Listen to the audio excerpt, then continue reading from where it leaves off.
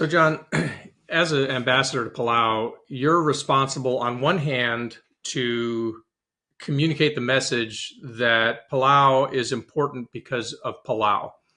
But on the other hand, there's the reality that the way that you get the attention from Washington, D.C. or other places is to talk about another much larger country that also has an interest in Palau, right? So on one hand, you're trying to say, look, we care about you because of you, but at the same time, your leverage in this discussion is because we're concerned about China.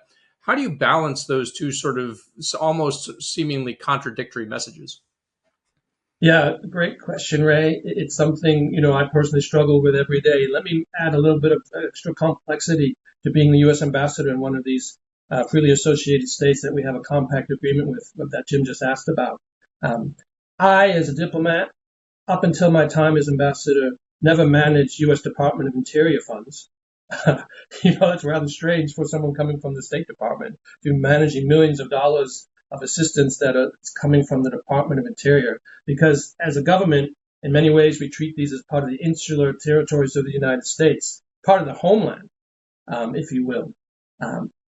We talk a lot about in the region, in the Pacific Islands, about China, about the People's Republic of China. And obviously we describe it as a series of C's, right? We cooperate where we can, we compete, and we contest where we must so that we avoid conflict. That's a heck of a lot of C's, right? In terms of what we want to do with the PRC in the Pacific.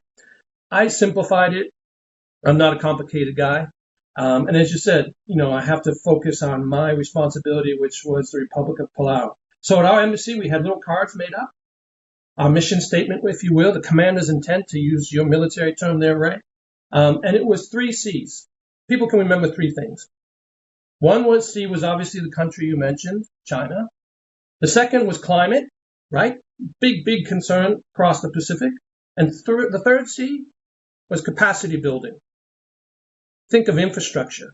Think of the needs of a growing economy. How do we link small remote economies to the global economy? And we worked on all 3.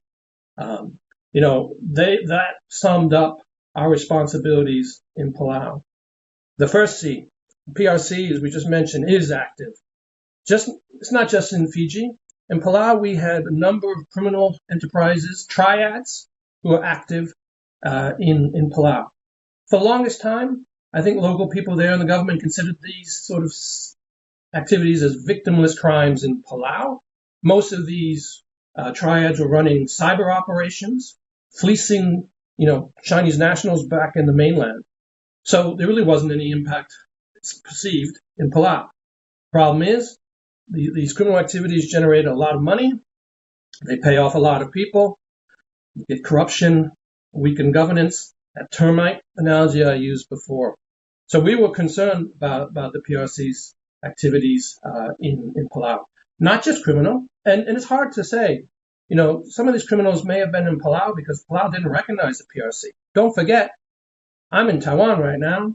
Palau is one of the 12 countries that continue to have diplomatic relations with Taiwan, not the PRC. So maybe some of these criminals thought they'd be relatively safe from the long reach of the PRC state by being in Palau. But no doubt, they're also pragmatic. They want to continue to do what they do. And so they occasionally, no doubt, would be co-opted or act as agents of the PRC when necessary in Palau. So we had a lot of concern about that. And no doubt, the PRC would love to flip, as they put it, Palau, and have Palau end its relationship with Taiwan and recognize the PRC. During the last election, when President Sorenga Whips was victorious, he was offered what he described as the star in the moons if he were to change recognition to the PRC. So that's China. On climate, wow. You want to talk about an issue that matters to Americans, I would think, and people in the Pacific in particular. It's a life and death issue out here in the Pacific. Climate is a real issue, not just in terms of rising sea levels or higher temperatures in the seawater. Climate is related to tourism. People go to the Pacific because it's beautiful, it's pristine. Palau makes you sign a pledge when you arrive at the airport, the Palau Pledge, that you will protect the environment. For them, this is one of the few scarce resources that they have, the beautiful Pacific.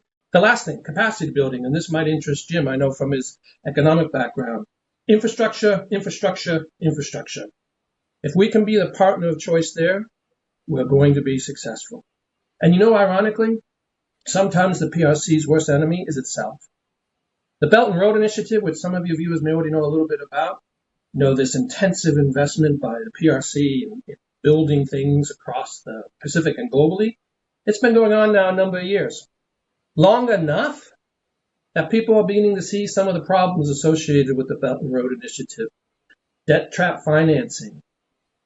Some of these facilities are falling apart, like the National Hospital that they renovated in Fiji. The roads, some of the roads that they've built, are completely filled with potholes, and they're having to get other people to come and fix them, partners like Japan and Australia. So we focus on infrastructure and being smart about it. So for us in Palau, we focused on 3 C's. Yes, the PRC, China being 1, 2 being climate, and 3 being capacity building. That's how we focused on Palau, but also focused on U.S. strategic and national interests at the same time. And you know what? People in the region get it. It's all about partnership. It's not necessarily 50-50. They know that we have our strategic concerns in the region, but they also know that we care about the region when we help them on issues that matter to them too. So whenever we did anything in Palau, I tried to keep those 2 parts of our challenge in my head so that there was always a benefit to Palau as well as a benefit to America.